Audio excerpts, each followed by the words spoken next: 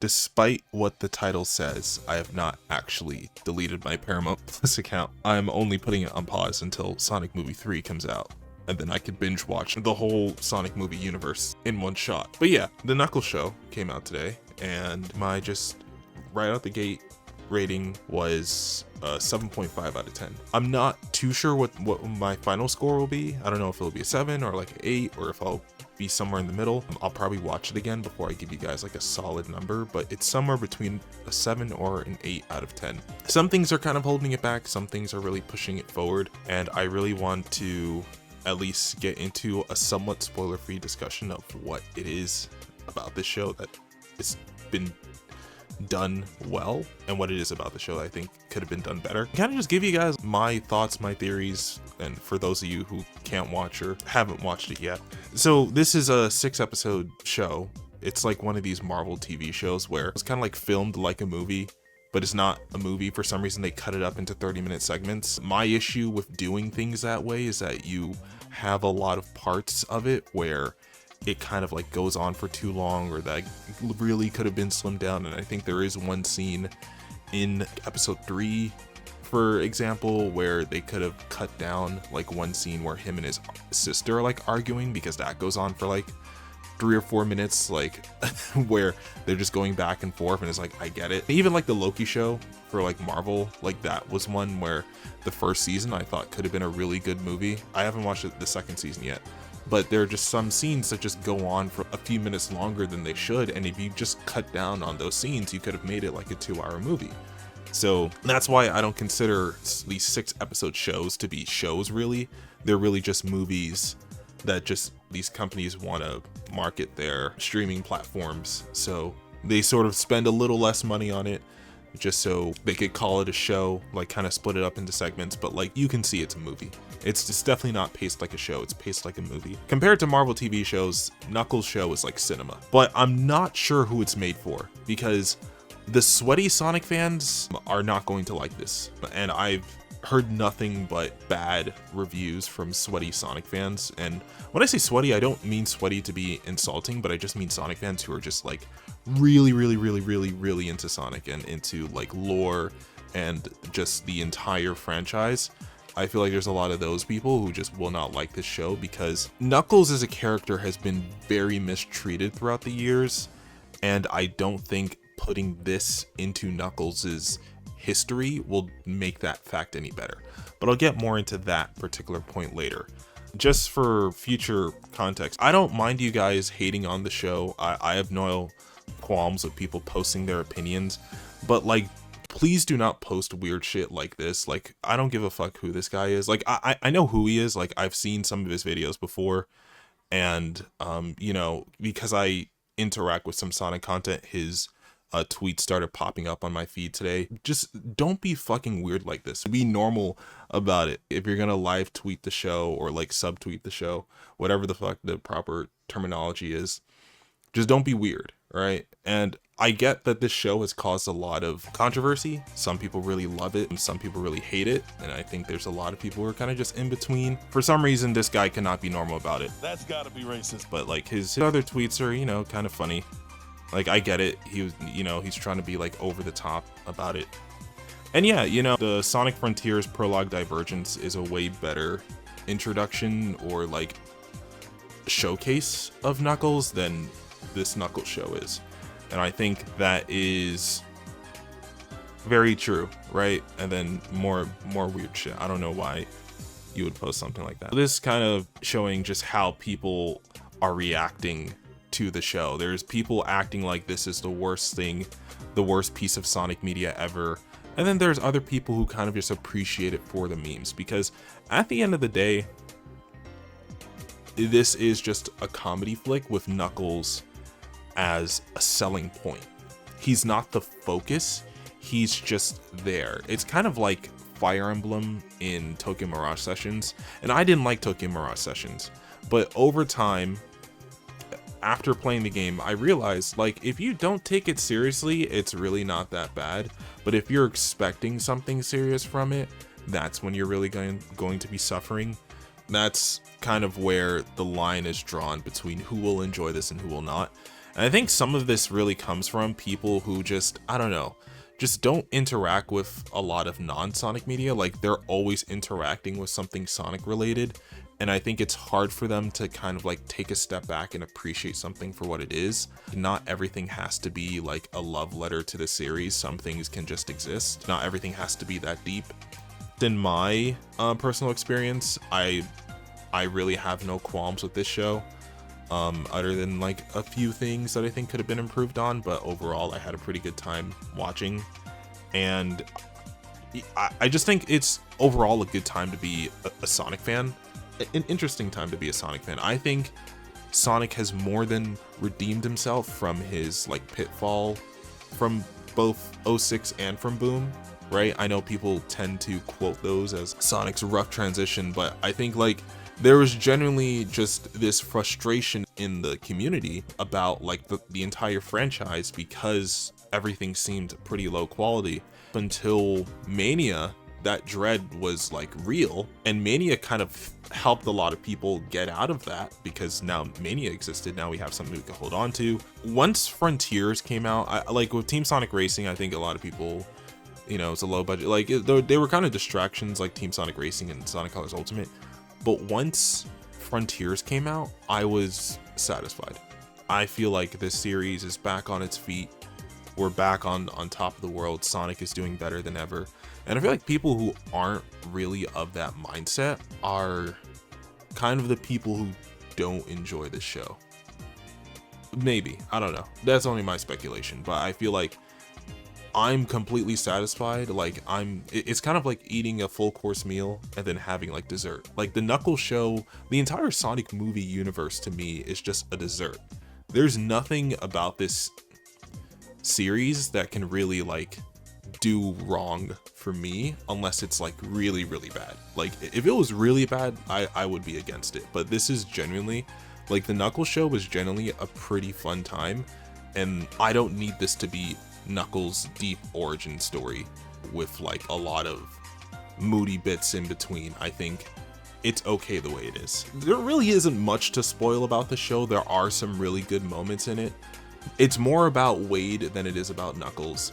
So that's why I'm saying there really isn't much to spoil in terms of just like what's going to happen, because not much really happens in the show. But we'll get a little more into that. So Wade is basically like a man-child. Like if you know the YouTuber like Johnny Awesome, it's like if you took his personality and put that into the main character of like a 30-something-year-old guy trying to accomplish something for once in his life, that's kind of who your main character is. Like everyone kind of refers to him as like a loser. He's a really interesting main character to have. I don't think he's like the best, but you can tell that the writing was focused around him and less about Knuckles. But he does seem to have some kind of hidden potential that we only get like a very small display of. If this show is successful and the Sonic movie universe continues on, the cinematic universe continues on, we may see a better display of what makes Wade so special and why Knuckles was drawn to him. Because, and this isn't really a spoiler because this happens really early, like maybe within like the first 10 minutes, Knuckles gets visited by his ancestor, and basically his ancestor tells him to support Wade. But that's the only reason why Knuckles and Wade are together, because Knuckles' ancestor came down and told him, hey, support Wade, basically, right? I'm just paraphrasing. That is like the starting point of the show, of Wade's part in the show, because there's a part where it's like about Sonic, Tails, and Knuckles, and about Knuckles' tough time adjusting to living on Earth. And so that's where it kind of flips the script and starts to focus on Wade. And once it focuses on Wade, it just doesn't let go. The show is about Wade. The only part about Knuckles is like that first 20 minutes. Everything else is about Wade. And Wade's family is interesting. His sister is an FBI agent, right? Like if you saw some of the advertising on social media, the marketing, the girl wearing the FBI jacket is his sister. And the entire time, there is not a single serious scene that she's in. The entire time, it's hard to tell if she's actually in the FBI or not, because there are so many questionable things that she does that, like, I don't know, she feels like a parody of an FBI. Like, she doesn't feel like an actual FBI agent. She feels like someone parodying an FBI agent, and like everyone's kind of too scared to tell her, well, you're not actually in it, you're just pretending, or something like no one actually corrected her the entire show, which was a surprise to me. I thought like at some point it was gonna come out that she's just been pretending to be an agent this whole time and she kind of got caught in a lie, but like no, like she is genuinely an FBI agent. It's pretty funny how much they commit to the bits that they do in this show, and I think I can at least respect the ideas that they put forward, because there are some pretty hilarious things. Now, some people may refer to her as cringe, and I can completely get that. Like, her first episode is kind of cringe, because that's the one where she's arguing with Wade for about 3 minutes straight. They're just straight up arguing, and the way that the argument ends is like so ridiculous. It's like, what the fuck? Okay, you could have made that like a 30-second clip. Instead, it dragged on for a little too long. Wade's sister feels like a Churdley skit, or like Trevor Wallace. Like, if you took like their style of writing skits and put them into a Sonic character, that's who Wade's sister would be. Okay, you know what? I'm sure all of these girls are gonna be super excited to be with you once they find out that you're, I don't know, afraid of dragonflies. You live exclusively off of fruit by the foot, and you're just okay in bed. She does have some hilarious moments. She's never serious. Like, there's not a single serious moment with her on screen. Another thing that I found pretty hilarious was that I didn't know, because I watched the show before I really knew who anyone was, and I didn't know Kid Cudi was like actually acting in the show. Well, correction, Kid Cudi is not an actor, and this show does not change that. You can tell that the character that he plays, he doesn't really know how to play a character. He's kind of just there. Sometimes he's kind of just talking. And when I was watching the show, I felt like, at first I was like, like who is this guy? Like, he doesn't really know how to act. And then I kind of grew to like him a little more, because he wasn't taking himself too seriously. Like, the show did not expect you to take this character seriously, because the way that Wade handles him is just so ridiculous. It's like, okay, I get it. And it's actually kind of funny, because the character is just one big joke. Like, he does not have a single serious or like deep moment.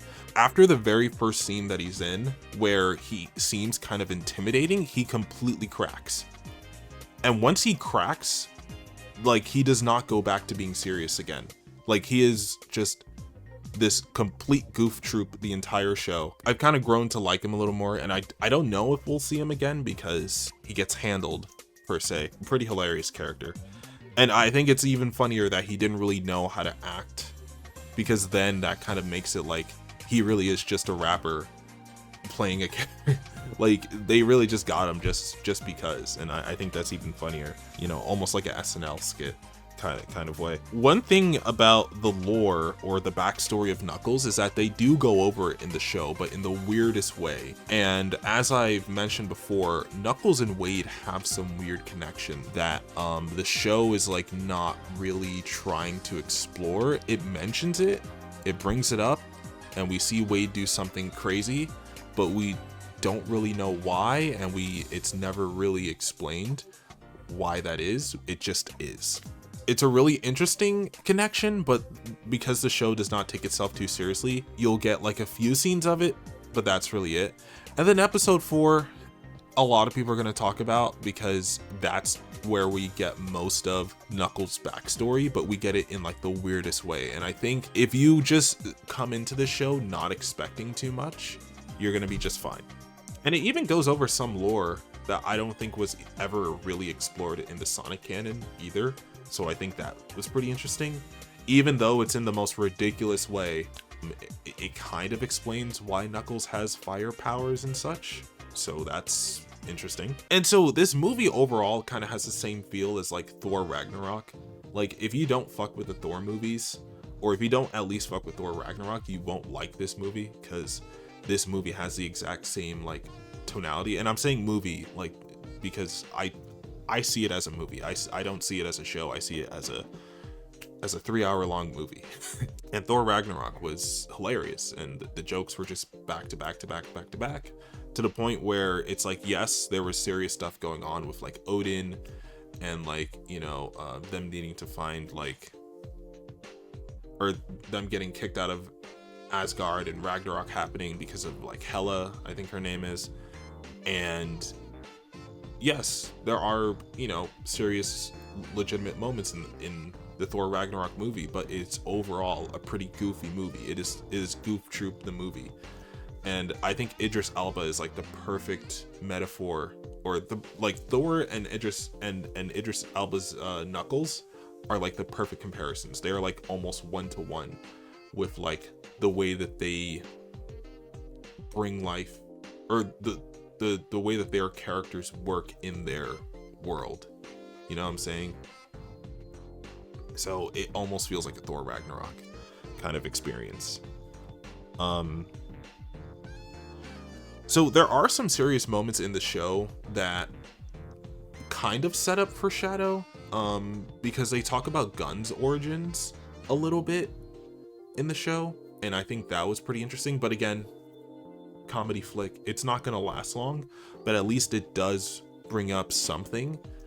And the final villain does feel rushed a bit, because they don't really go through his motivations fully. They kind of just give you a little expose towards him, and then he just comes out of nowhere, like at the very end. So it's kind of funny just seeing him come out, or seeing this character who is seemingly so like rogue and disgruntled at the way that Gunn is being operated, and to hear a little more about Gunn's setup in this universe and how it works. So assuming that there's no backtracking, I think this show can be a pretty good, I can't say deep dive, but it's a good peek into what the future of Gunn in this cinematic universe will look like.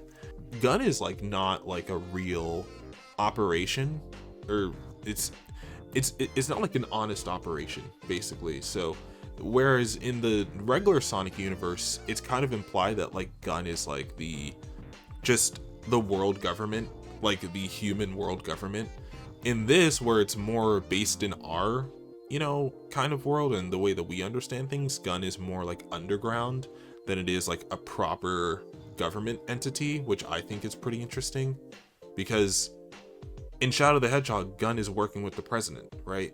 How can Gunn be working with the president if it's more of a Black Ops like underground thing, you know? So I think that's kind of interesting. Or maybe I just don't remember Gunn's place in the Adventure 2 Shadow era properly, but you know, from the way that I'm seeing things, it just doesn't feel like it's the same, like they're not matching the energy. Like Gunn is more of its own thing. That's why I think this is the perfect setup for a movie like Shadow, or Sonic 3. I said movie like Shadow. This is going to be the perfect setup for Sonic the Hedgehog 3 coming out later this year, because this tone, this completely lighthearted, nothing, you know, take nothing serious tone that this Knuckles show will have, maybe people aren't appreciating it now, but once like Shadow's movie comes out, and that movie is sounding like it's going to be pretty deep, dark, depressing, there's going to be a lot of conflict with, you know, between our characters and Shadow and his mission, whatever that may be. And just, you know, there is still going to be funny scenes, you know, there's still going to be like a bit of comedy. You know, like Ben Schwartz's Sonic is not a Sonic I think that's built for being taken seriously. Kind of like Roger Craig Smith's Sonic, like before we got Forces, like he kind of like just wasn't built to be taken seriously. He's kind of just more chill, more of a jokester, childlike in a way. And I think like that is going to be completely crushed by just the weight of Shadow's story in the Sonic 3 movie, because if we're really taking all the notes from Adventure 2, we're going to be seeing some dark stuff in this Sonic 3 movie. So I'm really hoping that they really push that point home, and that will make this show easier to appreciate, because now it's like when you return to it, it's like, man, you know what? I really appreciate the lighthearted tone that they took with the show. And you can kind of like get to pick and choose what kind of experience you want to have with the Sonic movie verse, whether you want to have something more laid back and like uplifting like the Knuckles movie, or do you want to have something more deep and more action packed and action focused, right? And you kind of get to pick which side of the franchise you enjoy more. Going back to why Sonic fans may be frustrated about this Knuckles show, because this is kind of where I'm gonna end the spoiler-free review at, and I think that is Knuckles. You know, this is supposed to be the year of Knuckles, right? So like last year was like the year of Amy. She was in Sonic Origins, Frontiers, and she was a Dream Team character. It feels like they were really starting to include her into everything. Like normally Team Sonic has always been Sonic, Tails, Knuckles, and Amy has always been there. Amy in a way predates Knuckles, but yet she has not really been involved in a lot of Team Sonic's adventures and mishaps and what have you. But I think in, you know, last year they really started to include her in more things, and just so that she's more of a permanent stay. This year marks 30 years since Knuckles has been introduced. Feels a little weird, right? Because when you consider how little they've done for Knuckles as a character from his debut in Sonic 3, he had a good start. He was supposed to be Sonic's rival per se, and you know, as soon as Shadow came out, he got completely taken out the limelight. He was just a background character for basically the rest of the time. Like after Adventure 1, which he really didn't do much in Adventure 1, he just gathered the Master Emerald and that was it. He didn't really add much to the story, and his individual Sonic Adventure 1 story is actually pretty boring. When you consider like what everyone else is doing, Knuckles really got the short end of the stick in Sonic Adventure 1, and then Adventure 2, I think same deal. And then they just never really gave Knuckles his light of day, I think, until Frontiers, where they backtracked on some of the characters' history and realizing like what they did wrong and how they should improve it. I think Frontiers was pretty good at calling that out. The Sonic team understands Knuckles a little better now. I think they have a better understanding of who Knuckles is now, but they still have yet to really implement proper change to the character, right? Because Frontiers was kind of like a call to action for the characters. Like it was a call to action for Tails, call to action for Amy, call to action for Knuckles, to kind of like come back into the limelight, but in a way where they're not just tropes or background characters, but they have their own interesting storylines. And we've yet to see where that will really go, but I think that's kind of like where we're starting off in the franchise now. And I think Sonic 2 was a pretty good introduction to Knuckles as a character, and a pretty good reference to how in Sonic 3, you know, he starts out, you know, a little more like an antagonist and then eventually comes to Sonic's side. It was done pretty well. So it's hard for me to really understand what Sonic Team's plans are. It feels like they know what they should be doing, but they just haven't gotten around to it yet. And it was like they almost had something cooking with like the Dark Brotherhood, but because of Ken Penders, that kind of all fell out the window. And it's literally entirely because of Ken Penders. Like they had like a second game written and everything, and because of the whole lawsuit, they just could not move forward with the story of that game. And that story is almost entirely based around the Echidnas, Knuckles history, and all this and that. So the one game that could have given Knuckles a little more of a foundation in the series and like a little more of a purpose was kind of just shafted by circumstance. So Knuckles really just never got his time to shine after Sonic 3 and Knuckles, and I think that is just the saddest thing about this character. But I don't think this show will oppose that. I think the movie crew at Paramount, they kind of figured out like it doesn't make much sense to make Knuckles this serious character. He doesn't really have much basis even in the games. And I think trying to tackle those bigger questions about Knuckles' character in the cinematic universe is going to be too tough to handle I like the direction that they're taking. They don't, like, Knuckles does not need to be Sonic's rival. Like, realistically, Shadow is a way better rival. I think it's okay for Knuckles to just be his own character, to have his own thing going on, but for that to be the situation, for Knuckles to be doing his own thing while Sonic and Tails are dealing with Shadow. And I don't know how much of a role Knuckles will play in the Shadow movie, because in Adventure 2, Knuckles did not play much of a role. And if they're taking a lot of cues from Adventure 2, I'm not sure. Maybe the Master Emerald will be shattered and we're going to see him collect. Maybe Rouge will be in the movie. Maybe not. But those were really like Knuckles' main points post Adventure 2. Whenever Eggman just came up, he just helped out. He didn't really do much on his own. It's just whenever Sonic needed him, he was kind of just there. And then we got to like a point in like Lost World, he was kind of just there. Generations, he was kind of just there. Unleashed, I mean, none of the side characters are really in Unleashed except for Tails, so it's not even like anything really happened in Unleashed. But yeah, this is pretty much where we've gone as a franchise. And then, you know, Forces comes around, and Forces didn't really treat him too well. They definitely had a good starting point, but I think just the way that they wrote Knuckles in that game was, they made him seem a little too dumb, and I think that was another wrong thing to do. At least Kevin James is mentioned in the movie. And that's another reason why I couldn't really understand who this movie was made for, because there's a lot of references to like pop culture.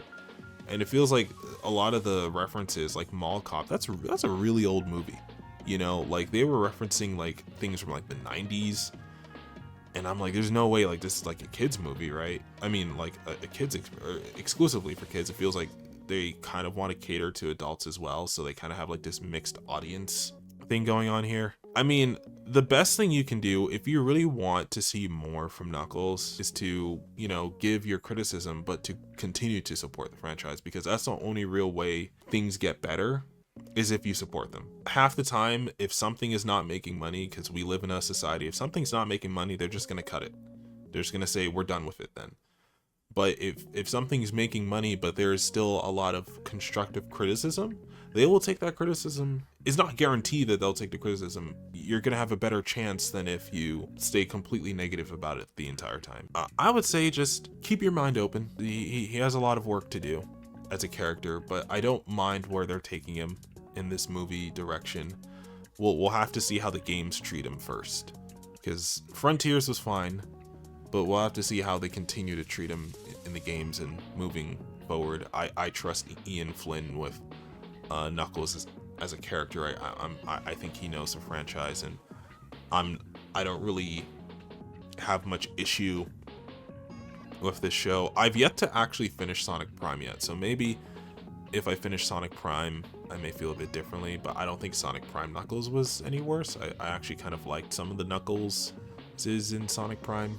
But that's about all for me for now. I think this is a good place for me to end it. However you feel about this show. I mean, there are so many clippable memes, I think, from this movie thingy, that I think it's definitely gonna last. I think it is gonna cause a lasting impression, but I don't know to what extent the impression will be. I'll probably make a spoiler heavy review. Like, I'll watch it again, I'll make a spoiler heavy review, maybe later on, maybe in like 2 or 3 weeks or so, after I've taken more time to really like digest everything that this show's giving us. And then I'll be able to probably get you guys a more like in-depth, like in the sauce review of like everything this show has to offer, before going into Sonic 3. So let me know what you guys think about Knuckles, or what you guys think about either the character or the show. What were your thoughts, and what do you think should be done or should have been done? And that'll be all for me.